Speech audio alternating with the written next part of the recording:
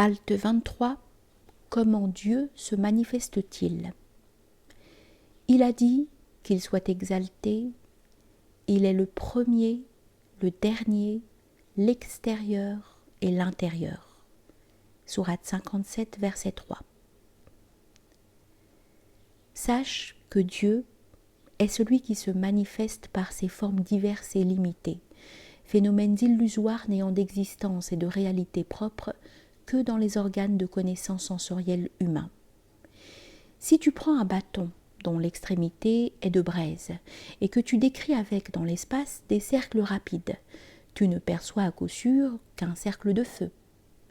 Si tu lui imprimes un mouvement rectiligne, tu verras un trait droit de feu. Tes sens et ta faculté imaginative n'auront aucun doute à ce propos. Cependant, ton intelligence et ta science jugeront qu'il n'y a là qu'un brandon au bout d'un bâton. Tout ce que tu perçois sur terre et au ciel est de même nature. Il n'y a là que l'ordre divin existentiateur, synthèse des qualités divines qui s'extériorise dans les formes. Et notre ordre n'est qu'une unique parole, comme un clin d'œil. Sourate 54, verset 50.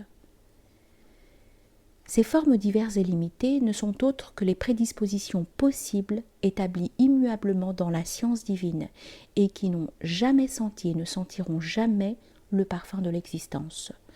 On les appelle essences immuables, réalités essentielles chez les soufis et quiddité chez les théologiens.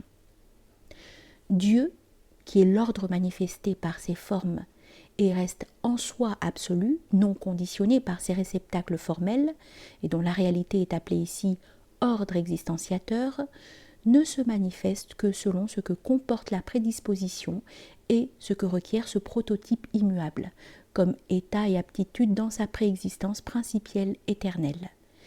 État et aptitude qui peuvent être la foi ou l'incroyance, l'obéissance ou la désobéissance, la science ou l'ignorance, la pureté ou la corruption, la beauté ou la laideur, et autres choses contenues dans les paroles, actes, convictions ou attributs.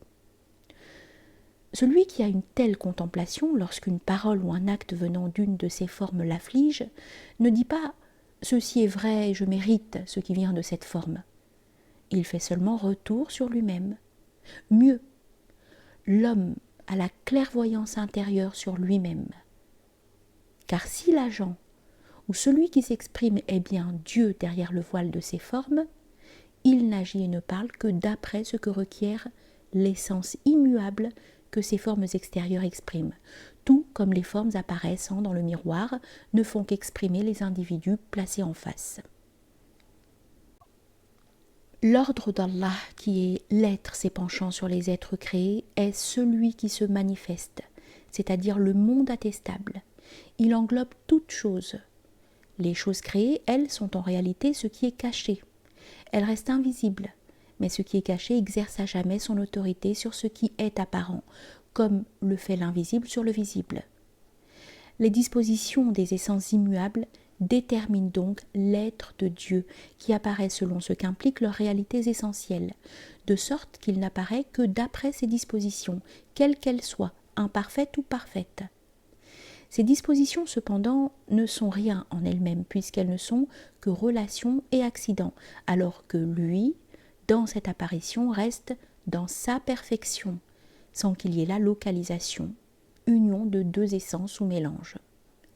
C'est à cause de cela que Dieu a l'argument décisif à l'encontre de la créature. « Et ton Seigneur n'est injuste envers personne » Sourate 18, verset 49, car chaque être, par ce que requièrent ses prédispositions, demande à Dieu de se manifester selon les statuts de son prototype et tout ce qu'il comporte. Cette prédisposition d'ailleurs n'est pas subie ou imposée de l'extérieur, par un acte divin qui donnerait cette fois l'argument décisif à la créature. Il y a là des ténèbres profondes dans lesquelles on raccourcit le pas et dans lesquelles s'égare l'oiseau kata.